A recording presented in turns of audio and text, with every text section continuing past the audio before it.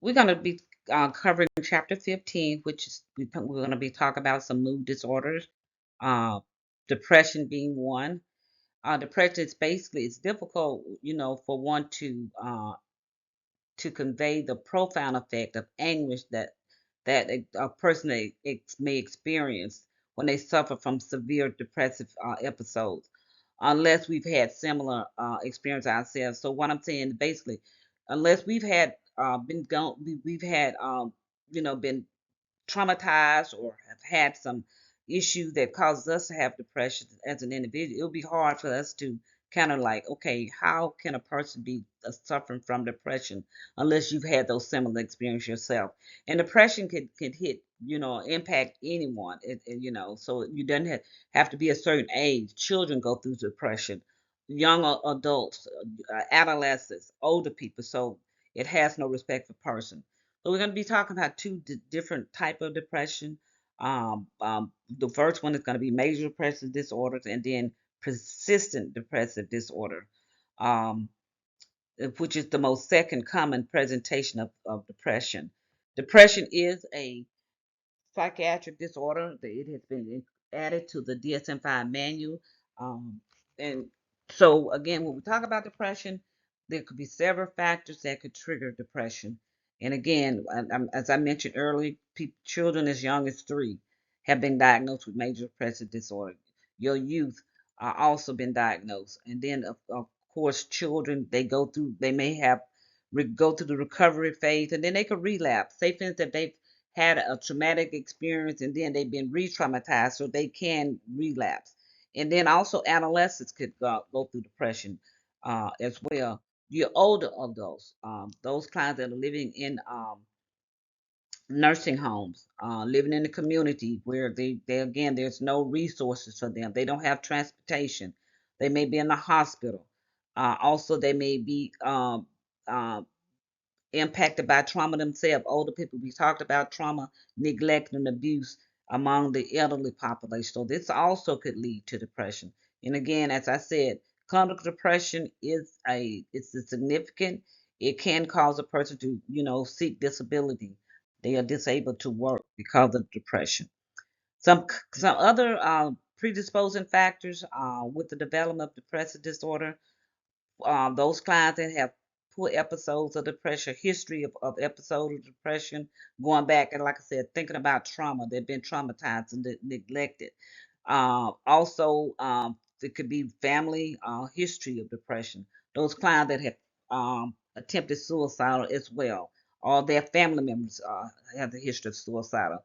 Those members of the LGBT community, female has a higher incidence of depression. Those clients, I talked about the age groups as well. Postpartum depression, I'm sure y'all heard about that in OB. Chronic medical condition can cause a client to have depressive depression. And then absence of social support, like I said, there's no social support. They don't have any family members, they do not have the resources. Uh, Also, with these clients, they have a negative attitude or negative perception of themselves, where they may have had some stressful events in their lives. They've been traumatized, particularly early on, like early uh, um, childhood depression. I'm sorry, trauma. They've been traumatized uh, uh, at a young age. Those clients that are on alcohol, they've been substance abuse. Also, those that have a history of sexual abuse as well. And then, based on theory, again, we talked about genetics. It could be also biochemical factors. We talked about neurotransmitters. Also, neurotransmitters are also involved in depression. We talked about those serotonin levels, norepinephrine. We also talked about the dopamine level not being there are deficit in those neurotransmitters. Monoamines. This is where we give those clients those MAIO medication because of the deficit there. And also could be due to some other abnormalities in the brain as well. So this basically is a picture of a client, a 45-year-old client that had a PET scan with recurrent depression. The scan on the left side was taken when the client was not taking any medication and was very depressed. And however, the scan on the right side was taken several months later when the client was doing well after she had been treated with medication for depression. So note that her entire brain, particularly the left prefrontal cortex, is more active when she's well. The two PET scans of the brain you're going to see here, like I said, the left is almost entirely blue with a little green and yellow. And then in contrast, on the right side, you're going to see more uh, greenish and yellow color. So this is after this client has had medication. So again, there is medication to help these clients. So again, as we talk about the stress thesis model of depression, basically what it said, there's a combination here of biological factors that could impact the client. So and also the thesis stress model. So going back, so when you're looking at the stress thesis model, you're looking at environmental, interpersonal, any life events that also combine with uh, um, the biological predisposition, and also if where there's some physical stressor that's triggered in the brain. So with the diathesis model, again, if you look at the breakdown, it talks about the environment, interpersonal, life events, and then any physiological stressors. And then we looking at the biological model, you see we talked about it being genetic, biochemical, and then alteration in the hormonal regulation. So when you combine those two together, you compare those two. The diathesis stress model, again, look at the environment, interpersonal, life events, and then any physiological stressors.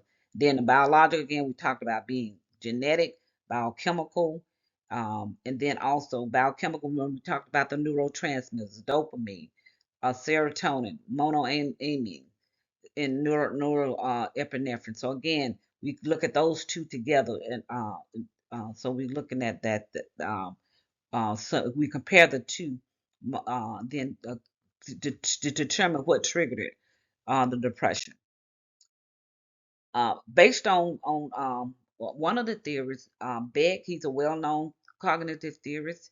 He talks about again looking at the cognitive triad of depression where a client has negative self decapitating views of themselves, decapitating views of themselves, rather. They are pessimistic of the world. They see the world as very pessimistic. They believe that negative reinforcement will continue, meaning that whatever they have those negative views of themselves, they don't see any way out. They feel that it will continue. So as long as they feel that way, they're gonna always be in a state of depression. And they feel like they can't learn, they're helpless. Also, we also have to look at a client cultural consideration. We talked about the environment as well. What based on what's going on in an environment, socioeconomic status. So all that has a role as well. We were talking about the stress diathesis model of depression. So some other specifiers of major depressive disorder, these clients may also have anxiety. They may be psychotic. They may be in a catatonic state, peripartum onset. It could be seasonal, meaning that certain times of the year, maybe during Christmas, particularly those clients that do not have any family support, those times of year when family members get together, then when a person does not have that, they can go into what we call have a period of seasonal depression. So these are some assessment tools that we can use to assess these clients. And the Beck depression scale is very been used very I mean it's very common. Also, there's a geriatric depression scale. When we talk about assessing these clients, we don't want to use a geriatric tool on a client on an adolescent. So we need to look at the specific tool based on the client age. Then the PHQ-9 patient health questionnaire. It's a very, I think it only has like 9 questions. We used to use that a lot in home health, and so this is a tool that can be used. The Zong self-rating depression scale tool, where the client go and they do their own assessment as well. And then we talked about these clients could be suicidal, so of course we're gonna do a suicidal assessment, looking at those cues, looking at those red flags, and we talked about that a client giving away their personal items that they really value. It's very uncommon for a child or an adolescent to give away something that they value. Give away a cell phone, a game, or something like that. any person possession. So these are all, go back and review those red flags of suicidal. Then ideation related to harming of others. They may be have ideas that I'm so depressed. If somebody has done something to them, they may feel like they, want to harm somebody else other than themselves, or they could be suicidal or homicidal. So we need to do a detailed assessment, again, assessing those clients' mood, their affect. Are they happy? Are they sad? And then any physiological changes, clinical symptoms. Client is depressed, they may stop eating. They stop eating, they may become dehydrated. They become dehydrated, they may have uh, cardiac problem, electrolyte imbalance. Also, again, their cognition, their thoughts, are they suicidal? Are they thinking about hurting themselves or others? And then self-care for the nurses. Again, we need to be, we ourselves, sometimes we become depressed. And I tell this story a lot. Those clients that did came back from the COVID travel assignment, they became depressed. They were diagnosed with post traumatic syndrome, and then again they were very depressed. And then again, nurses, ourselves, we have to be aware of our own care again. So again, mood and effect, like I said, are the anxiety level up? Do they feel worthless? Are they guilty? Do they feel helpless? Are they angry? Are they irritable? They may not make eye contact. They have that flat affect, meaning they just sit there and just kind of just stare. They don't show any signs of emotion, or any signs of happy. They just have that flat affect. Then I kind of, like I said, their thought processes. They slow thinkers. They rumination. I'm sorry. They make find thought on themselves. They're very indecisive. They delusional thinking. They think, irrational. And then I talked about the signs of physical signs again. Inertia. We talked about that. They could have some psychosocial retardation. They could be very agitated. They be getting into a vegetative state, sign of depression, where they just lie around. They don't move. They have problems sleeping. They may have insomnia. Also, their speech may be monotone. Um, they take their own time. You may ask them a question, they don't respond right then. They'll take their own time to respond to you, or they may not respond to you. They may just sit there, like I said, and have that flat affect. So again, when we're doing our assessment, we evaluate the client for any risk of suicidal. Again, this repeated information, whether they're going to harm themselves or others. We also determine if depression is primary or secondary, meaning that is it secondary? Is it related to a chronic disease? Okay, so that's secondary. So primary and secondary is totally different. We also want to assess them for a history of depression. Okay, do they have support system? What triggers the event? Okay, again, like I said, it could be during Christmas or Thanksgiving when they don't have any support. And then again, we need to complete a psychosocial assessment on these clients. We want to make sure safety, make sure that they are safe. But however, remember we talked about, safety comes first unless a client is having some physiological problem, okay? Meaning that if they electrolyte imbalance, their potassium level is low, then we want to attend to their physiological needs first, but then that becomes priority or primary. These are some nursing diagnoses. I'm not going to read those. They're self-readable here. Um, And again, you see, like I said, they have a self-care deficit. They may not want to eat. They don't want to take a bath. So these are all, key items that we need to look at when we're looking at our nursing diagnoses. Our planning should be geared towards specific symptoms. Again, specific symptoms meaning that if it's physiological, we need to gear it's our primary symptom priority, or if it's psychological. So that's how we're going to plan the care. Again, like I said, safety is the highest priority, but again, I'll still say we need to go back and see if there's any physiological problem that could uh, cause more harm. And again, when prioritizing, looking at your diagnosis, looking at your problem, what would kill the client the quickest. Okay. We need to recognize and help the patient tolerate their medication side effect.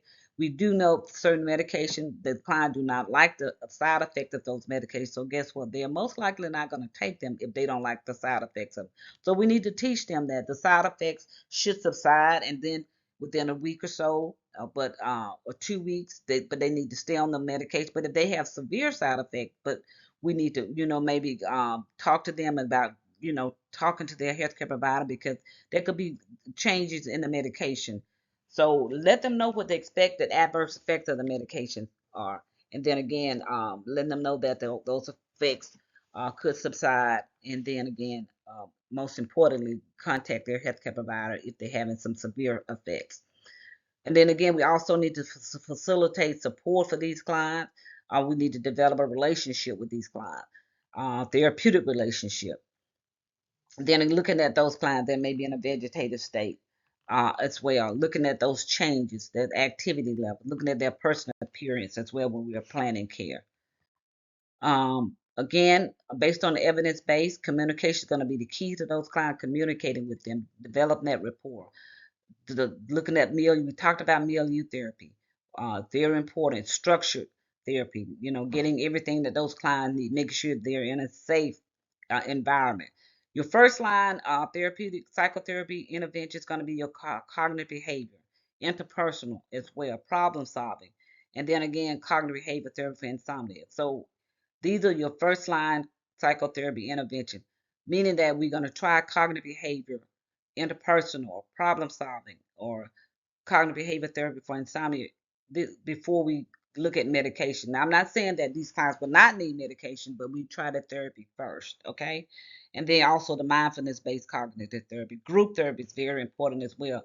Clients that have similar diagnoses, they do well together because they can talk about their problem.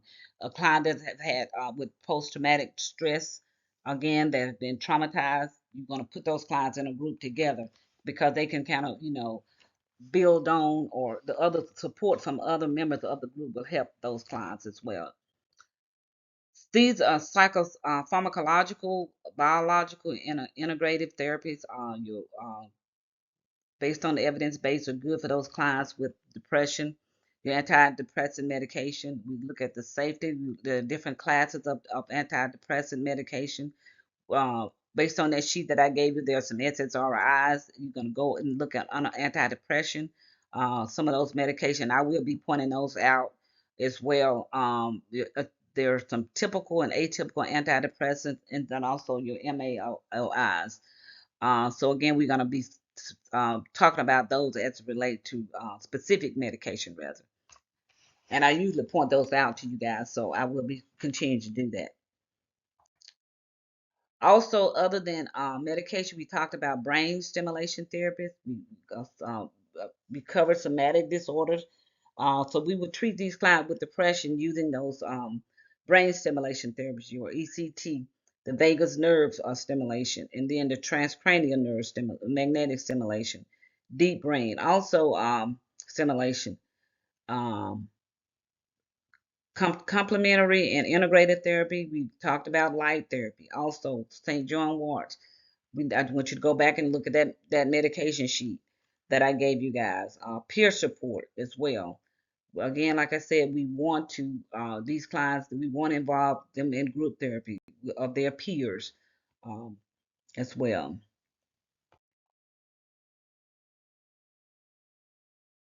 And we talked about this a little on a couple of slides back. Those clients with depression, they may speak and comprehend very slowly. That monotone effect, okay? They may not speak at all. Like I said, they may be mute. Mutism. Sitting with the client in silence is a variable intervention. Sometimes when I tell you we talked about therapeutic communication, just sitting there and listening to the client is very therapeutic. So this time spent together can help can be very meaningful to those clients that are depressed. Sometimes they just need somebody to talk to. So sitting, listening is very therapeutic. Also, as we look at interprofessional, intraprofessional, and interprofessional team, where we need to collaborate, facilitate safe and effective care for those clients. Not only the client, but the family. So Family needs to be involved. We talked about the peers. So we collaborate across the spectrum. So family, patient, physician, nurses, mental health services, and of course our social services. Social workers, like I said before, is going to be your best friend because they will help you with the support, getting all the resources that's out there for those clients. So this is Mr. Chauncey. He's the 80-year-old. He's taking a SSRI and a Tylenol plus other medication. She has multiple vague somatic symptoms. Y'all know what somatic symptoms are. This morning she complains of stomach ache and gas. So again, when we're looking at this client on this medication, 80-year-old. So what would you think would be the answer to this question? Would we tell her to increase her water intake, or would we tell her to perform a digital exam for an impaction? Or do we document the complaints of abdominal pain, or do we assess the bowel sounds in our full quadrant? So of course, again, but we do assessment. We need to assess. So we need to assess these clients, try to determine the cause of the problem. Okay. So increase in water, it would be an excellent intervention for an older client if there's no, if they not taking, they've been on fluid restriction or they have swallowing problem. A digital exam without further exam assessment is inappropriate and can be traumatic for this client. Document a client complaint that's appropriate as long as the intervention is evaluated or completed and documented. But however, we need to assess the bowel sounds. It's the best initial response. Older people are very at a high risk for constipation, and then again, sometimes medication can constipate them. So this client was taking SSR and Tylenol, which contain diphenhydramate. So again, so again, assessment is going to be the key here. Electrical therapy, like I said, I kind of talked about that earlier, is very effective for those clients with that are that resist treatment resistance for depression. Again, they may have been on medication. The medication didn't help. So again, electrical convulsive therapy would be good for those clients where they did not respond to the medication, or they've had major depression with psychotic symptoms. So again, they would benefit from ECT. And also those clients that have life-threatening conditions such as self-harm and acute mania. So again, we would do the ECT treatment on those. And then those clients whose side effects of the medicine are too uncomfortable or they have not been ineffective. So again, medication has been ineffective. Um, Cognitive behavior therapy has been ineffective. So again, the side effects have been too severe or uncomfortable. So we would go to the ECT treatment. So again, when it maybe indicate, I kind of just talked about that already. When a client is suicidal, they're homicidal, or they have extreme agitation, psychomotor retardation, go into stupor mode, severe mania. They have life-threatening because of they don't want to eat, or they don't want to drink. So again, um, electrolyte imbalance. So we go to the ECT treatment, and then they have a poor response to the medication. So again, this is the standard medical treatment. Like I say, when the standard medical treatment has been ineffective or is not declined, it's not showing any improvement, so then we do ECT. As we look at the benefits, advantages and disadvantages of both your SSRIs and your tricyclic antidepressant, as you can see here, your SSRIs, the advantages for those medications, they are very effective with those clients with depression who has anxiety. They have psychomotor agitation. They are better tolerated. They are safer, again, in the event of overdose. They have a lower incidence of anticholinergic side effects. Y'all know what anticholinergic is. We talked about that. But however, some of the side effects of these medications, your SSRI, is going to be headache, GI disturbances, insomnia, fatigue, anxiety, sexual problem, agitation. Also, also have the risk of bleeding tendencies, and also they also have a risk of serotonin syndrome. So those are advantages of the SSRI. Some advantages of the tricyclic antidepressants. They are very effective in those clients with depression and symptoms like insomnia or anorexia.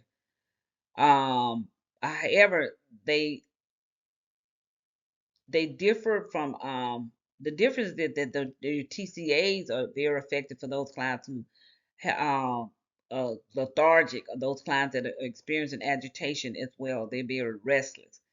But these are some of the side effects, and like I said, these are some clients do not like that weight gain. That's a big side effect of your tricyclists. And then they also there has a sedative effect. So sedation put a client at risk for fall. So there's a safety issue there. Nausea, again, put them at a risk there. They may start vomiting. So again, you're going to see some electrolyte imbalances. Then again, you see some anticholinergic symptoms here. Anticholinergic again, drying up secretion, can't pee, can't poop. So again, so these are some side effects. Also, orthostatic hypotension, put them at risk for falls. So that's a safety issue.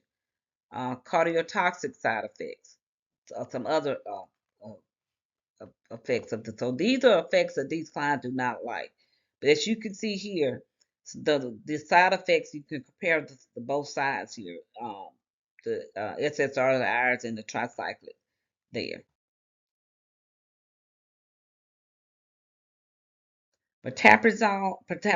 Mirtazapine, I'm sorry, is one of the atypical antidepressants that's used a lot, most commonly used. Your trazodone, buspirone, also valazodone, also commonly used. These are some of your atypical um, that may be used for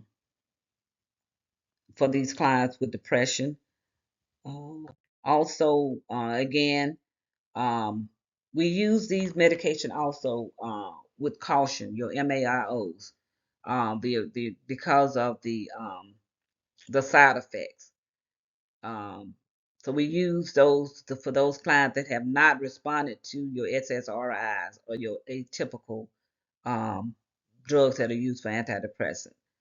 Um, Also, it is believed that your MAIOs prevent the breakdown of norepinephrine, serotonin, and dopamine, which increases the levels of these amines in the brain, resulting in increased mood. So again, we don't want the client to have an increase in their depression because we just said that these medications has a tendency to break down the your norepinephrine. Well, we're trying to build it up. We're trying to increase the serotonin. We're trying to increase dopamine um, in the brain. I'm sorry, we're trying to decrease it in the brain. So again, what happens here? Increasing these amines in the brain could also result in increase in the mood. So again, we want to prevent the MOAs prevent the breakdown. So again, so they really based on the effects of these medication, they are not your first line of treatment. Okay. Also, we know that the MAIOs inhibit the breakdown of dietary tryptophan in the liver. So again, it can lead to increase in blood pressure. With that being said, hypertensive crisis is it's a medical emergency of those clients that's taking MAIO. So we need to assess that blood pressure. It could also lead to uh, cerebral vascular accident, which is stroke. These clients could die. So again, we said that MAIOs inhibit the breakdown of tryptophan. So yeah, we talked about those foods that are high in tryptophan. So again, we do not need to give those clients the MAIOs and then again we need to teach about those foods that are high in tryptophan. So when our assessment is ongoing throughout the nursing process, again, we need to look at goals, outcomes, what can we do to meet the needs of those clients. Whatever intervention we put in place, whether we need to make sure that they're working, reevaluating the client is very important. So this is a case study here. This is a 14-year-old adolescent. He's administered an SSRI 2 weeks early after he's had a psychiatric diagnosis of MD, major depressive disorder. This morning he comes to the kitchen and hugs his parents and tells them that he feels awesome. They note he has a stack of Xboxes game under his arm. When they ask, "What are you going to do with those?" he replied, "I'm going to give them to Jimmy." After Leo leaves for school, his parents talk about his happy that they how happy that they are that he's getting better. Based on what you've studied regarding SSRIs, what is your assessment of Leo's top um word mood? I'm sorry. What is the your assessment of Leo's top of the world mood? Okay, now at first he was going to he's been diagnosed with major depressive disorder. Now based on his mood, we feel like he's getting better. But then we know that he's about to give away his Xbox. So we know that it's one of a red flags of what? Suicide. So when Leo parents receive a call from school at a lunch break, Leo walks to a bridge near his school and was found on the water side of the railing, staring into the water. The principal called Leo back and then drove him to school. The school nurse is caring for Leo in the clinic. You're the school nurse. What is your priority, assessment, and intervention? What do you tell the parents? What do you ask the parents? What do you include in your documentation? So again, based on what we talk about as far as documentation, we document exactly what we see and not what we assume. We document the client behavior. Now we don't uh, try to revise what the client say. We document exactly what the client says. He's admitted to the Community Mental Health Center for 72 hours observation. He's admitted, his admitting mental status assessment revealed that his thought contents include the following. I probably wouldn't have jumped, but I started feeling like I just wanted to let it all go away. He wanted to, in his mind, he was saying that he just want everything to be over with. Okay, just want it all to go away. So we developed a teaching plan for him and his parents regarding safety measures related to SSRIs. We include the need to warn them about the lifting of the depression symptoms. Based on what you learned, did the SSRI prescribed for Leo either precipitate or contribute to his suicidal thoughts? What do you think? So going back to that 80-year-old, again, we're gonna come back to Leo. So you're gonna go back and again, based on what can we teach this client about the medication, about the SSR. And going back to Leo, I jumped a little bit too fast. So we need to look at the side effect of those medications. We also need to look at the client's mood. Okay, we need to look at document what he's saying. Then based our plan of care. So we know that now he was admitted to the mental with the mental diagnosis, so he needs to be in a safe environment. Again, when we admit a client, when a client is admitted, of course he's suicidal. We need to take anything away out of that room that he could harm himself with. So we don't give him any eating utensils, that he can harm himself with. We again, no tennis shoes or shoes with strings in them, nylon socks. We want to give them something they can hurt themselves with. Also, we need to make sure there's no equipment in the room like pictures, things of that sort, that picture frames. So we need to make sure we provide a safe environment for Leo. So the 80-year-old again complains of stomach ache, and now she's mute and staring out of her window. She's refusing to eat. Which of the following interventions are appropriate for her? Do we want to give her privacy and close the door? We want to speak with her, although she may not answer. Do we continue to feed her food and fluids, or do we regularly assess her vital signs and skin turgor? So, what do you think? So, all of these answers are correct here. We want to make sure that we speak with her, although she may not answer. We just don't ignore a client. We talk to them, we no, I'm sorry, we speak to her, although she's mute, not answer. We still gonna speak to her, but we may just have to sit there and be quiet with her and listen to her, okay? We also definitely want to continue to give her food to eat and fluids, and then we want to regularly assess her. So again, give her, small frequent feedings. We just don't sit the tray there and assume that she's gonna eat it. So we're gonna again, because we want to make sure that we meeting her nutrition needs. Assessing those vital signs, skin turgor, because again, we know 80-year-olds are high risk for skin breakdown.